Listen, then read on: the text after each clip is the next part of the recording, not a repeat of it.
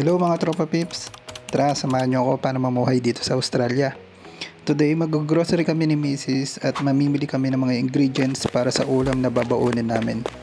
Di na namin sinama yung friend namin dahil medyo di okay yung pakiramdam. Bali, ang menu na lulutuin pala para sa 2 days ay tinola and kare-kare. At bago tayo magpatuloy sa lakaran, magtatapon muna ako ng basura.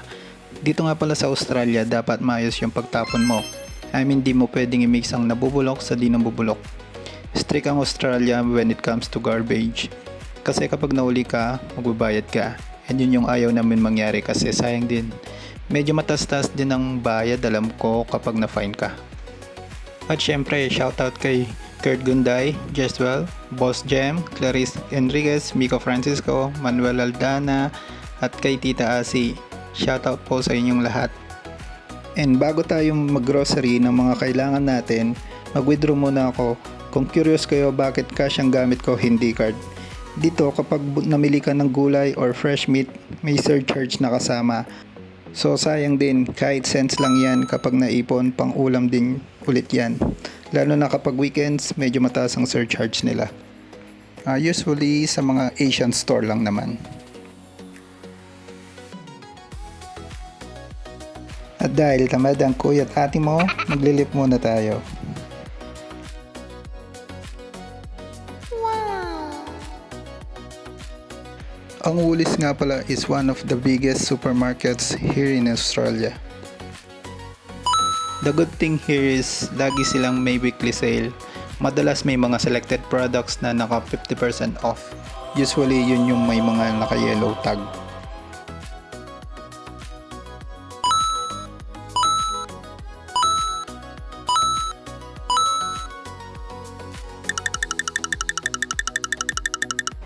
Dito pala uso yung self-checkout na kung saan ikaw mismo mag-scan ng product na binili mo.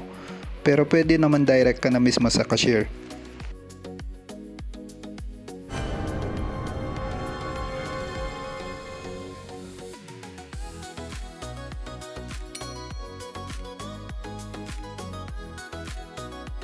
At sa mga prutas naman, usually sa mga Asian store kami bumibili dahil mas mura compare sa supermarket. Pero konti lang naman yung difference.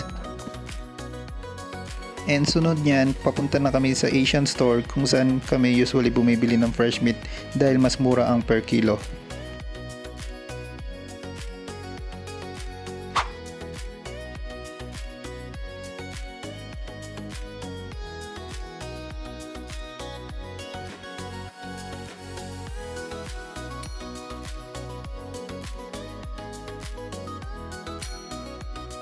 And dahil napagod kami kakalakad, bumili muna kami ni Mrs. ng soy milk bago umuwi. At nakarating na kami sa bahay, diretso kitchen na, hindi uso ang pahinga sa amin. Siyempre, habang nagluluto yung dalawa, ako naman gagawa sa ibang gawain. Dahil dito sa Australia, dapat flexible ka, di mo pwedeng iasa lahat sa isa. Ang kailangan dito is tulungan, hindi ka rin pwedeng magreklamo. Yes, pwede kang magpahinga pero di ka pwedeng sumuko. Oo, mahirap at nakakadrain ng utak. Pero kung para sa pangarap, sigurado ako sa dulo may kapalit yan na sarap. Kaya kung may plano kang pumunta dito sa Australia, dapat ready ka sa lahat ng pagsubok na ibibigay niya. Tiyaga and tiwala sa taas lang ang kailangan, panigurado makakaya mo lahat yan.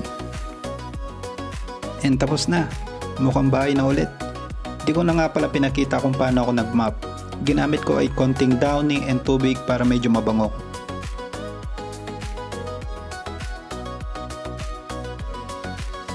At bago ko tapusin ang videong ito, visit muna natin ang mga shop natin. Ayun si Case, natatay na daw. At syempre ang misis ko na napakasarap magluto. Ayun o, napakasarap. Sa mga may gustong order pala dyan, 50 pesos na lang with rice na. De, joke lang. Thank you po.